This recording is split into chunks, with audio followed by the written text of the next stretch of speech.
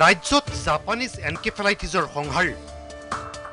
কামৰূপৰ নগৰবেৰাত কিশোৰৰ মৃত্যু দৰঙত চৰকাৰী তথ্যমতে দুজনৰ মৃত্যু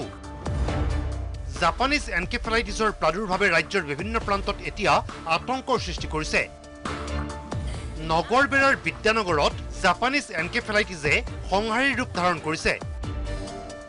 বিদ্যানগৰৰ অমৃত দাস নামৰ এটি কিশোৰৰ ইতিমধ্যে জাপানিজ এনকেফেলাইটিছত আক্ৰান্ত হৈ মৃত্যু হৈছে বিদ্যানগৰত ৰোগবিধত আক্ৰান্ত হৈছে আন কেইবাজনো লোক গুৱাহাটীত জেএমচিত নিছিলোঁ তাতে আপোনাৰ 3 দিনমান চিকিৎসা কৰালোঁ কিছুমানৰ এনেকুৱা জ্বৰ হৈ আছে কেইবাজনৰ আছে মানে বহুত কেইবাজনৰ হৈছে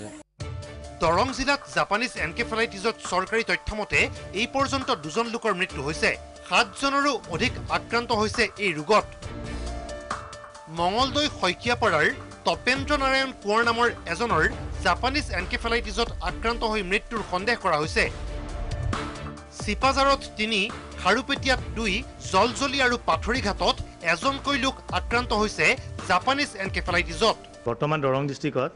জাপানিজ এনকেফেলাইটিছটো 7টা পজিটিভ পোৱা গৈছে ইয়াৰে আমাৰ চিপাজাৰ ব্লক পিএইচচিত আছে 3 জন আৰু খাৰুপেটিয়া ব্লক পিএইচচিত আছে 2 জন জলজলি ব্লক পিএইচচিত এজন আৰু পাথৰিঘাট ব্লক পিএইচচিত বৰ্তমান এজন পোৱা গৈছে 7 জন হৈছে তাৰে আমাৰ অলৰেডি 2 জনৰ ডেথ হৈছে আৰু বাকি যিকেজন আছে তেওঁলোকে বৰ্তমান ৰিকভাৰী ষ্টেজত আছে বাক্সাত শিশুসহ আক্ৰান্ত 2 বাক্সাটো এনকেফেলাইটিছ ৰোগে মহামাৰীৰ ৰূপ ধাৰণ কৰিছে বৰমাৰ কদমতলা গাঁৱত এটি শিশুসহ 2 জন লোক এনকেফেলাইটিছত আক্ৰান্ত হোৱা ঘটনাই সমগ্ৰ অঞ্চলটোত আতংকৰ সৃষ্টি কৰিছে নলবাৰীত নিছো হেতে 4 দিন 5 দিন থাকি কেনে আৰু এটা চলটো ভাল হোৱা নাই যোৱা বছৰ এনে মানে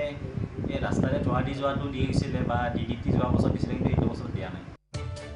ৰাজ্যৰ বিভিন্ন অঞ্চলত জাপানিজ এনকেফেলাইটিছ ৰোগে মহামাৰীৰ ৰূপ ধাৰণ কৰাৰ পিছতো কিন্তু প্ৰায় নিৰ্বিকাৰ বিয়াগুম স্বাস্থ্য বিভাগ